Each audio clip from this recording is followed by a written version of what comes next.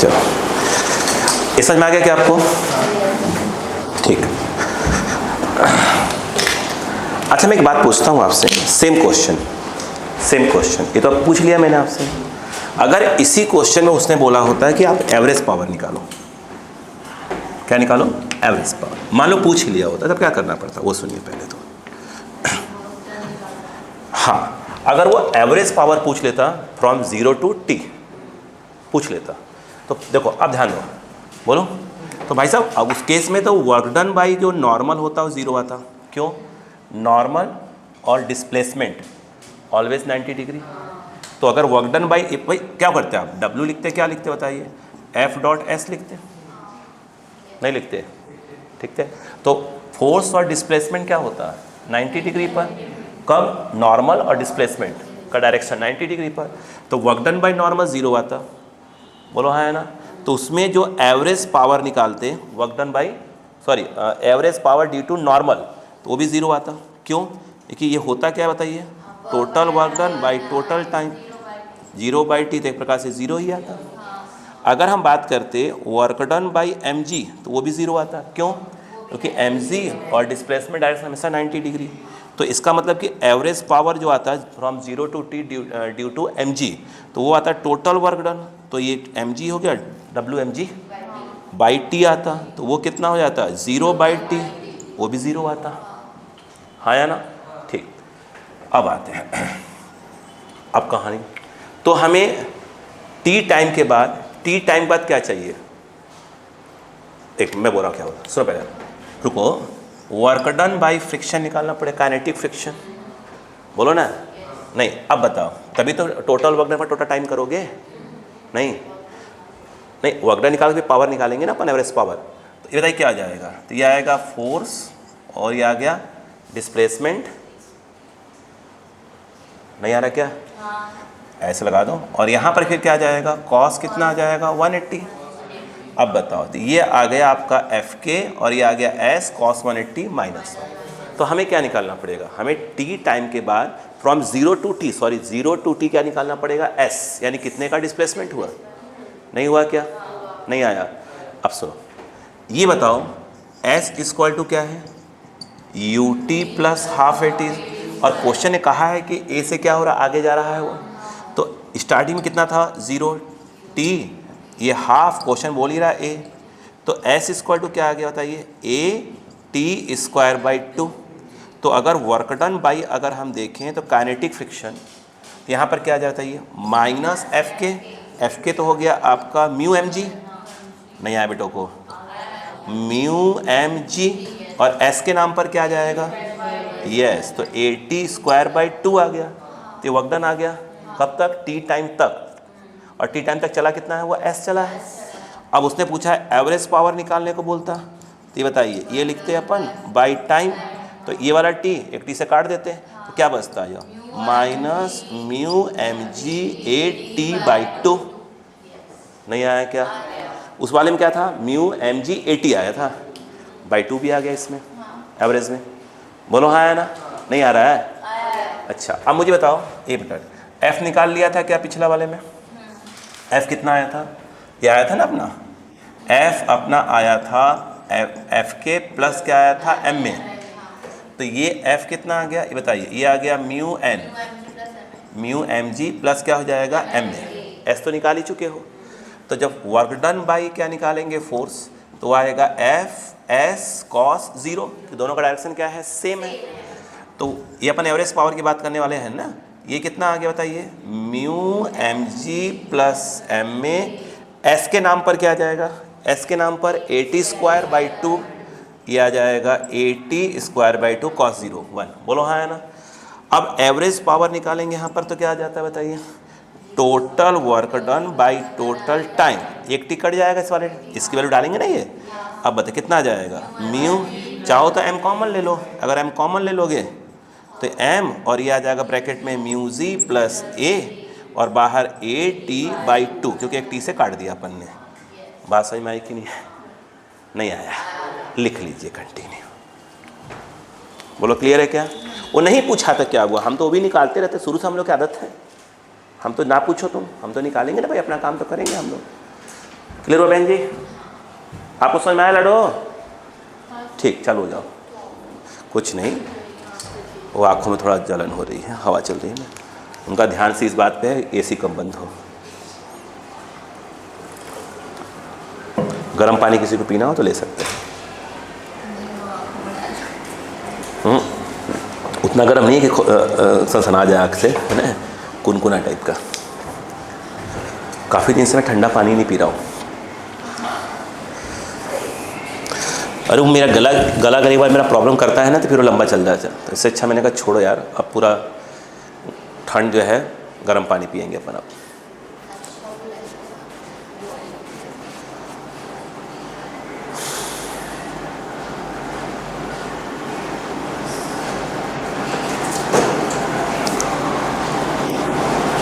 Paper के बाद याद रखिएगा फटाफट कंप्लीट कर लीजिएगा, ठीक है बेटा, पूरा अपना कोर्स। ऐसा रहना चाहिए कि डमी का बैच का और आपका बैच एक साथ क्या होना चाहिए, ख़त्म दिखे, कि हाँ लगे कि हाँ ख़त्म हो गया दोनों का, रिवीजन ताकि दिक्कत ना हो। फिजिक्स के पॉइंट को देखा है तो फिजिक्स का, केमिस्ट्री का, जूलॉजी, बॉटनी नहीं, जूलॉजी अलग है ना, बॉटनी तो साथ चलती है। तो बस आपका एक सब्जेक्ट आपका क्या है, बाकी सब तो हाँ नहीं पीछे, मतलब कि बस एक लोग आगे है बराबर, एक तरह से मतलब देखा जाए तो आपका कंटेंट वाइज दोनों क्या है, बराबर ही चल रहा है। तो ऐसा नहीं है कि आपने रेगुलर स्कूल जा रहे हैं तो आपको कंटेंट वाइज कुछ नहीं छूट रहा है, बस छूट रहा है तो आप रिवीजन नहीं कर पा रहे हो स्कूल जाने को, ऐसे बस वो घाटा हो रहा है आपको। स्कूल नहीं जाते चिल्ला भी रहे हैं कि तू नहीं आ रहे, तो नहीं बेटा वो तो नहीं करेंगे क्या बेटा,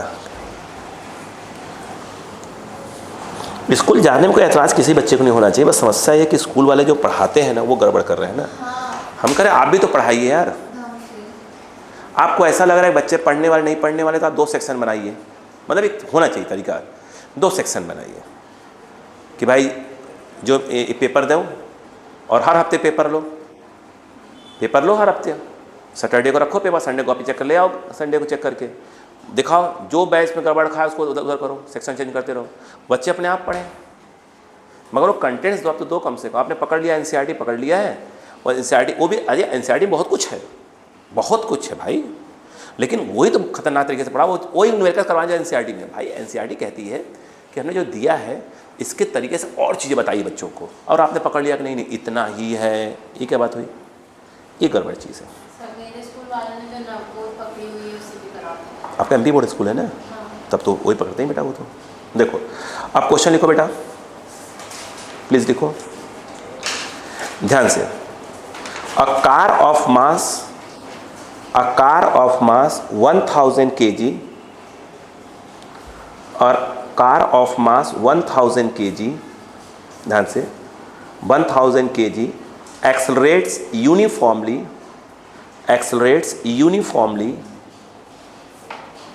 उसे अंडरलाइन कर लीजिएगा, uniformly, accelerates uniformly from rest to velocity of 54 km/h, to velocity of 54 km/h in 5 seconds. In 5 seconds. आगे लिखिए, what is the average power of engine? What is the average power of engine? What is the average power of engine? What is the average power of engine during this period? During this period. और bracket में बोला उन्होंने कि neglect friction, कहना friction मतलब आप neglect friction, ठीक है। आप क्वेश्चन पे समझो क्या कह रहे हैं।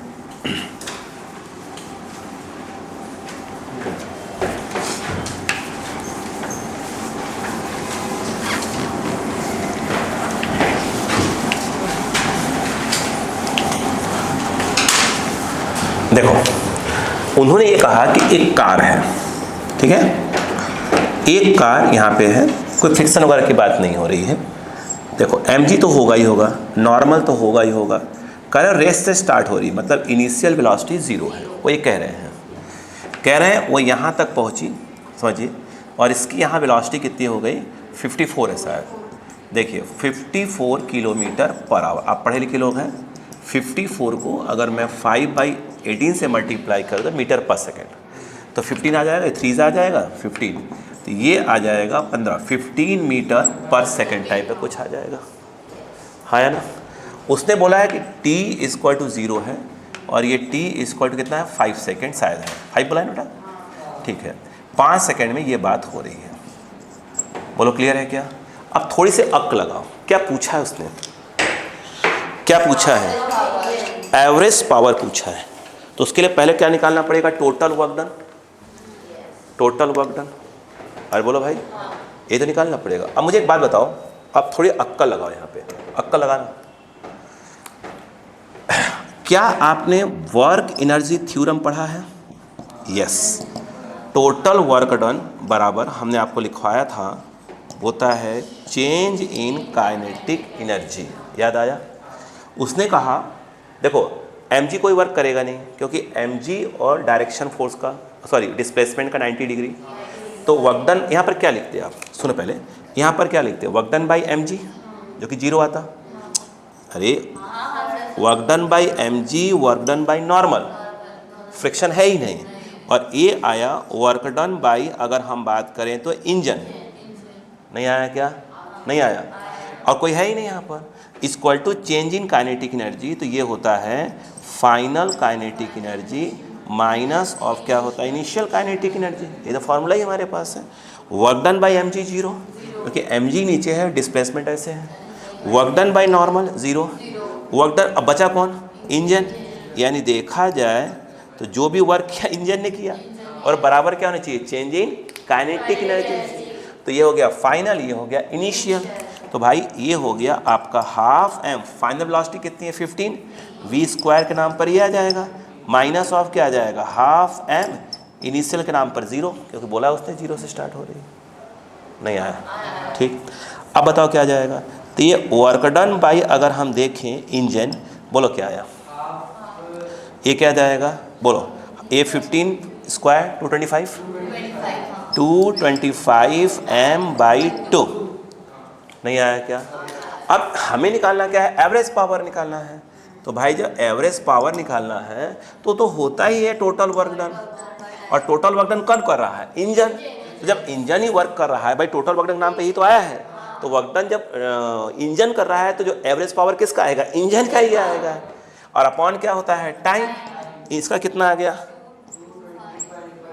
25 m बाई क्या हो गया 2, और m दिया है शायद 1000, तो 225 m दिया है 1000 kg बाई 2। तो यहाँ पर अपन लिख लेते हैं, बोलो हाँ है ना। तो ये आ गया 1000 बाई, ये गया, और t की वैल्यू कितनी है 5 हो गई, बोलो हाँ है ना।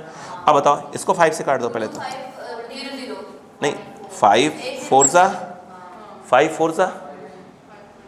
20, फिर कितना आ जाएगा, 5 है, 5 25, बोलो ऐसे काटेंगे ना, पर आराम से काटेंगे। अच्छा 1 मिनट, 5 2 10, सॉरी दिमाग को नहीं, ये कट गया, बोलो हाँ है ना, सॉरी ठीक है, गलती हो जाती है, इससे प्रूफ होता है इंसान हूँ मैं, व्हाट, बोलो हाँ है ना। नहीं आया, पक्का, चालू हो जाओ। बहुत टफ है क्या आपको डिफरेंस क्लियर हो गया एवरेज पावर इंस्टेंट पावर्स में, ठीक।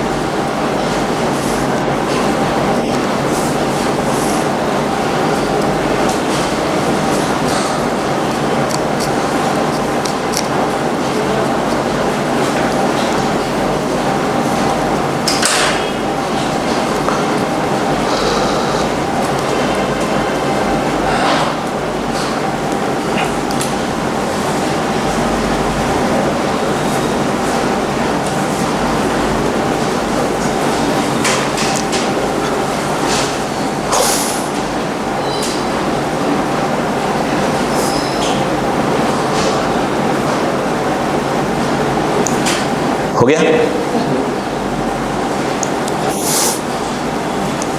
चलो अगला क्वेश्चन लिखा जाए।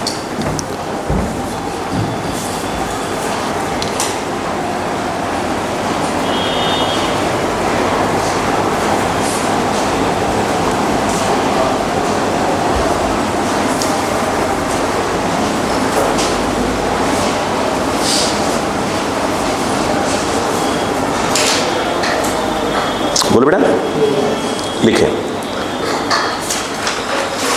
देखो, power applied to a particle, अगला question, power applied to a particle, power applied to a particle varies with time, varies with time, varies with time, P is equal to 3t square minus 2t plus 1 minus 2t plus 1, बाहर what लिखा हुआ है, बाहर what लिखा है, ठीक है। आगे लिखेगा, बोला है उसने वेयर टी इन सेकेंड, है ना, ऐसा लिखा हुआ है। पर लिखिए, what is the change in kinetic energy of the particle, what is the change in kinetic energy of the particle, what is the change in kinetic energy of the particle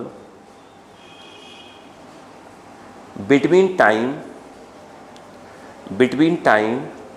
t is equal to 2 second, between time t is equal to 2 second to t is equal to 4 second, ठीक है। अब ध्यान से पढ़िए क्या पूछ रहा है वो, आराम से पढ़िए, पहले आराम से पढ़िए फिर बताइए, पहले आराम से पढ़िए।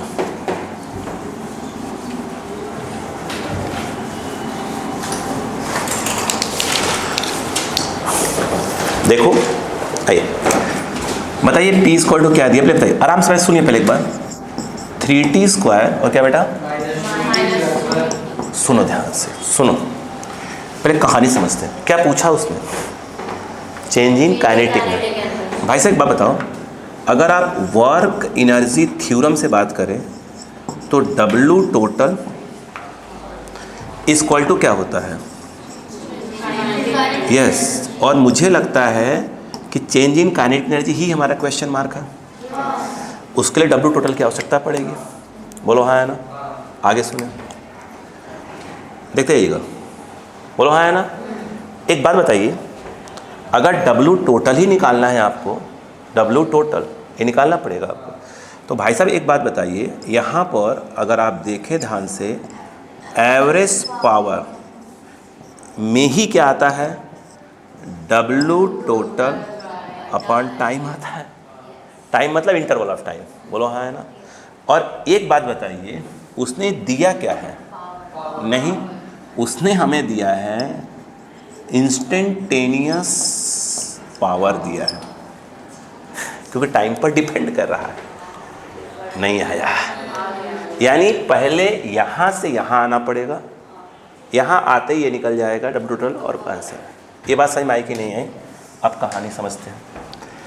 अगर आपको मेरी बात याद हो तो कुछ बचपन की बातें मैं आपको सिखाता हूँ, क्या बताया था, इतने मेरा काम हो जाएगा, याद करो। अगर आपको याद हो तो एवरेज वेलोसिटी का एक फार्मूला हुआ करता था, बताइए क्या सिखाया था, xt2 minus xt1 by t2 minus t1, एक ज़माने में सिखाया था। आगे सुनिए, फिर सिखाया था v is your instantaneous velocity, I think वो dx बाई dt हुआ करते थे। फिर dx equal to v dt ऐसे कर दीजिए, और ये हो जाएगा xt1 से, और ये आ जाएगा xt2, और ये t1 से t2, इसको रोके रहिए। dx का इंटीग्रेशन क्या हो जाएगा, x, ये x आएगा, और ये xt1, और ये xt2, और ये आएगा v dt, और ये t1 से t2, ये क्या होगा, अपर लिमिट माइनस, तो अपर लिमिट है xt2 minus xt1 v dt, और ये t1 से t2, ठीक है। और एक बात और भी सुनिए ध्यान से, अगर आप इंटीग्रेशन ऑफ क्या बोलते हैं dt लिखते हैं तो आई थिंक वो t बनेगा। और अगर मैं ये कहूँ कि t1 है या t2 है तो ये है t1 और ये है t2, तो ये हो जाएगा t2 माइनस t। क्या सीखा? सीखा ये कि आप यहाँ पर इसको देखिए, यहाँ लिख दो, यहाँ पर इस ऊपर वाले को, इस चीज़ को ये लिख सकते हैं, यहाँ पर इसको आप लिख सकते हैं v dt t1 से t2 अपॉन लिख सकते हैं, इस वाले को आप लिख सकते हैं, इस वाले को ये लिख सकते हैं। बोलो हाँ है ना, ये t1 से t2। सोचो ये एवरेज वेलोसिटी है और ये इंस्टेंटेनियस वेलोसिटी है। यहाँ पर आपको इंस्टेंटेनियस पावर मालूम है। बोलो हाँ, इंस्टेंटेनियस क्या मालूम है आपको? बोलो पावर मालूम है। बोलो हाँ है ना। अब मुझे बताओ, अगर इंस्टेंटेनियस पावर मालूम है तो यदि आपको एवरेज पावर निकालना है, बोलो हाँ है ना, तो मेरे हिसाब से आपको ऐसे करना चाहिए, P dt और t1 से t2 में टाइम स्टार्ट हो रहा है 2 से 4। यहाँ पर ये आ जाएगा dt और ये आएगा 2 से 4। नहीं आया, ठीक है। एक सेकेंड, हमारे छोटे भाई साहब हैं, उनको आइडिया नहीं होगा, मेरी क्लास चल रही है अभी। देखो अब मुझे बताओ, अब बताओ P अपने को दिया हुआ है, ये देखो, तो ये जो है आपका, ये देखिए ये है P की वैल्यू, बताइए क्या हो जाएगा? 3t square minus 2t plus 1, और ये है dt और ये 2 से 3, dt का बन जाएगा t और ये 2 से 3। अब इसको इंटीग्रेट करना है, अगर आपको याद हो तो ये 3 तो बाहर आ जाएगा, t स्क्वायर का इंटीग्रेशन क्या हो जाएगा? t क्यूब बाई 3, 3 से 3 कैंसिल हो जाएगा, बचेगा क्या? t क्यूब बचेगा। पावर एक ऐड करते हैं ना इंटीग्रेशन में, तो 3 बाहर हो गया, t स्क्वायर क्या हो जाएगा? n प्लस 1 कितना हो जाएगा? बोलो 2 प्लस 1 3, 3/3 कट गया। यहाँ अगर 2t में t का हो जाएगा t स्क्वायर बाई 2, 2 से 2 कैंसिल, t स्क्वायर बचेगा। नहीं आया, 1 है तो 1 dt मतलब t आ जाएगा। ऊपर की लाइन अगर देखा जाए तो अगर आप देखें ऊपर की लाइन में ऐसे आ रहा है, देखिए ये t क्यू आ रहा है, माइनस क्या आ रहा है? t स्क्वायर, और प्लस आ रहा है t, और लिमिट सबके सेम है। ये कितना हो जाएगा? 2 से 3। नहीं आया।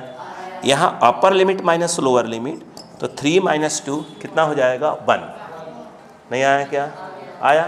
अब बताइए ऊपर क्या करें? ये छोड़े, यहाँ आ जाए, बताओ क्या होगा? जहाँ t है वहाँ क्या आ जाएगा? 3। बताइए क्या आ जाएगा? 3 का स्क्वायर माइनस 3 का क्यूब, ये और प्लस ऑफ क्या आ जाएगा? 3। देखिए जहाँ जहाँ t वहाँ क्या पुट कर दिया अपन ने? 3, माइनस जहाँ जहाँ t वहाँ 2 पुट कर दीजिए, 2 का क्यूब माइनस 2 का स्क्वायर प्लस ऑफ क्या आ जाएगा? 2, और अपॉन 3 तो 1 ही आ जाएगा, 3 माइनस 2 है ना, 1 ही आ जाएगा। अब बताओ 3 3 ज़ा 9, 27, माफी चाहूँगा, ये 3 है ना, क्यू है ना, ये कितना आ गया? 27। हाँ, तो 27 और 3 39, 21 माइनस ये क्या हो गया? 8 4 4 2 6 बाई 1 है, ये कितना आ गया? आई थिंक 15, देख लीजिएगा 15 क्या आ गया? ये वॉट, किसी गलती तो देख लीजिएगा प्लीज़, है ना। 15 वॉट क्या निकल के आया? एवरेज अभी निकाल पाएंगे आप? नहीं, जब एवरेज पावर आ गया तो इसको यहाँ डाल दीजिए 15 पे, अब तो पूरा खानदान आ जाएगा। टाइम कितना दिया है? 2 से 4, तो 4 माइनस 2 यानी 2 सेकेंड। हाँ, तो W टोटल आ गया 30 जूल, और यही चीज़ इसके बराबर होती है, यानी चेंज इन काइनेटिक एनर्जी आपकी आ गई 30 जूल आ गया आंसर। नहीं आया। प्लीज़ कॉपी ले करिए।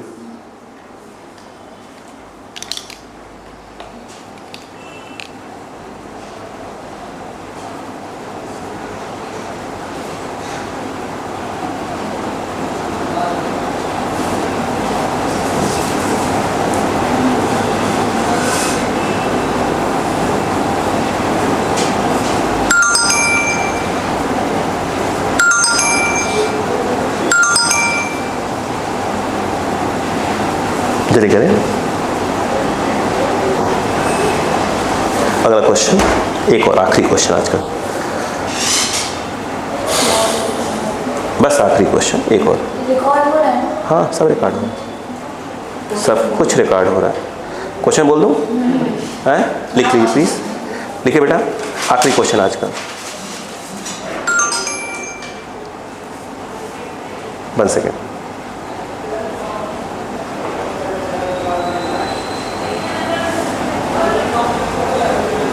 लिखे। और ये मैं क्वेश्चन बोल रहा हूँ, ये अक्सर स्कूल वाले पूछ लेते हैं, लिखो। हाँ, अ वाटर पंप, बिल्कुल स्कूल वाले पूछेंगे, तो आप इसमें स्टार टाइप लगा लो कि हाँ स्कूल के लिए आ सकता है वाला। A water pump lifts, lift वाला, lifts water from a level 10 metre below the ground, 10 metre below the ground, 10 metre below the ground, 10 metre below the ground, full stop. Water is pumped, water is pumped, water is pumped at a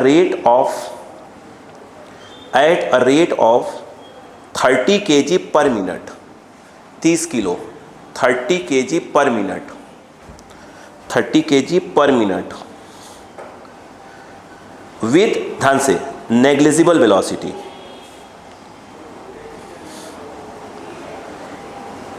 full stop. Calculate the minimum horsepower, calculate the minimum horsepower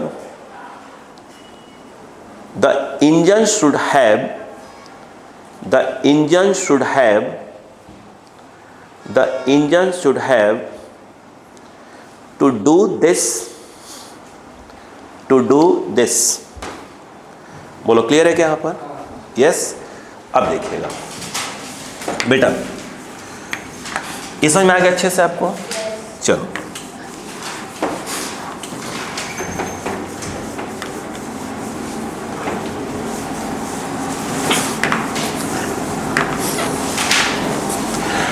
बोलो बेटो, चलो board पे आओ। पहले देखो, समझो थोड़ा सा हल्का सा क्वेश्चन क्या कह रहा है, सुनो। आप इसको यूँ समझो थोड़ा सा, तो अच्छा समझ में आ जाएगा। आपके घर में जहाँ आपकी कार वगैरह खड़ी रहती है, उसके नीचे देखा होगा अक्सर लोग टंकी बनवा देते हैं, अक्सर टंकी बनाते हैं स्टोरेज टाइप का करने के पानी नहीं। तो कई पानी वालों के भाई सबने जरूर सबके यहाँ बोरिंग थोड़ी लगा रहता है भाई, किसी का नल से भी आता है बोरिंग, बहुत लोग ना, तो पानी उसी में स्टोर होता रहता है ना। और जब भी हमको ज़रूरत पड़ती है वहाँ पे एक मोटर लगा कर रखते हैं हम लोग, और उसको हम 10 मीटर लिखा हुआ है।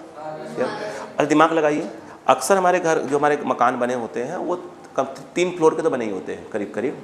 तो एक फ्लोर 10 फीट के आसपास हो गया, अप्रॉक्स 3 मीटर का होता है ये, 3 मीटर। तो 3 3 3 करके ये हो गया 9, 10 मीटर बोला उसने। मतलब देखा जाए तो नीचे से पानी कहाँ चढ़ाया जा रहा है, ऊपर टंकी पर चढ़ाया जा रहा है। एक कहानी समझ में आ गई। उसने बोला है नेग्लिजिबल वेलोसिटी, एक्चुअल में कह रहे हैं कि स्लोअली चढ़ रहा है ऊपर की ओर। बोलो हाँ है ना? यस। इसकी मीनिंग समझिए। यहाँ पर मान लीजिए, ध्यान दीजिएगा कि यहाँ पर एक मोटर लगाया गया है, ये मोटर है, और ऊपर टंकी रखी हुई है, ये टंकी रखी हुई है। यहाँ से क्या हो रहा है, एक पाइप लगा दिया गया, बोलो हाँ है ना, और ये पानी कुड़ कुड़ कुड़ कुड़ कुड़ गिर रहा है। इस क्वेश्चन में जानते हैं क्या है, इस क्वेश्चन में क्या है वो सुनिए। बस फर्क है, जो मैंने इस एग्जाम्पल दिया है वो पानी नीचे से खींचा जा रहा है, 10 मीटर नीचे से ग्राउंड से खींचा जा रहा है। तो मैंने वो ना समझाकर ऐसे बोल दिया इसको, बस समझ आ गया। ये जो हाइट है वो कितना है, 10 मीटर, और जो ये पानी गिर रहा है, पानी वो क्या गिर रहा है, पर मिनट। जानते क्या दिया है वो सुनो। वो एक्चुअल में जो बोला है उसने m/t दिया है, ध्यान रखना इस बात को। अच्छा, ये m/t अगर हम बात कर रहे हैं, जब मैं आपको वेरिएबल मास पढ़ाऊंगा तो बड़ा खतरनाक चीज़ आ जाएगा, पढ़ाऊंगा पर टॉपिक ही पढ़ाऊंगा, ठीक है ना। मैं सब अलग अलग करके पढ़ा रहा हूँ। तो उसने जो दिया है ये, उसने बोला है, बोलो क्या, 30 kg पर मिनट। इसका मतलब 30 kg/60, तो ये हो गया आपका 1/2 kg पर सेकेंड। हर एक सेकेंड में उतना पानी का नल से क्या हो रहा है, खट से क्या हो रहा है, बाहर जा रहा है। दिमाग लगाओ, अगर ये नीचे कौन काम कर रहा होगा, mg। अगर मोटर को पानी चढ़ाना है तो ऊपर एक फोर्स लगाना पड़ेगा, नहीं लगाना पड़ेगा, नहीं। और आप जानते हैं ये F और mg आपस में बराबर होंगे, क्यों होंगे? सुनिए पहले। वो इसलिए कि उसने बोला है कि नेग्लिजिबल वेलोसिटी, मतलब पानी से चढ़ रहा है, मतलब एक प्रकार से देखा है तो F और mg आपस में करीब करीब क्या है, इक्वली है। अगर उसमें क्या होता है, एक्सलेशन आता है किसके अंदर, पानी के अंदर, तो F ज़्यादा होता है, mg कम होता है। उसे बोला ही है, बोलो बात समझेगा। तो यहाँ पर अगर देखा जाए तो ये समझ लीजिए कि F एक प्रकार से किसके बराबर है, mg के बराबर है। बोलो हाँ है ना। तो अब मुझे एक बात बताओ, यहाँ से यहाँ जा रहा है, आपको पावर निकालना है, तो आपको कौन सा पावर निकालना पड़ेगा, एवरेज पावर। अक्कल लगाइए। तो एवरेज पावर होता है टोटल वर्क डन। तो वर्क डन कौन कर रहा है, मोटर। अरे बोलो ना यार, मोटर का पावर निकालना है तो मोटर का फोर्स निकालना पड़ेगा, वर्क डन निकालना पड़ेगा ना। ये बताओ अपॉन क्या हो जाएगा, टाइम। अब ये क्या हो जाएगा, ये हो जाएगा फोर्स F, डिस्प्लेसमेंट H। अरे बोलो यार, ऊपर जा रहा है H, और टाइम कितना हो गया आपका, T। नहीं आया। अब बताओ F कितना है, F है mg, और ये हो गया H, और ये हो गया T। m/t उसने देके रखा हुआ पहले से ही। तो यहाँ जो m/t है वो कितना आ गया, 1/2 g/10 ले लेते हैं। H कितना है, 10 मीटर, कितना आ गया यह 50, अप्रॉक्स 50 वॉट आ गया। बोलो हाँ है ना।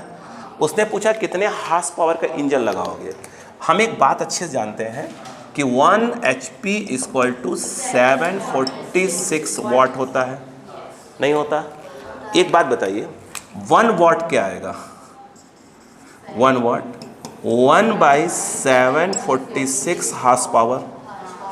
तो मैं यहाँ पर जो एवरेज पावर आया है वॉट में, इसको मैं लिख सकता हूँ 50 इंटू, जहाँ 1 वॉट है वहाँ पर लिख सकता हूँ 1/746 HP।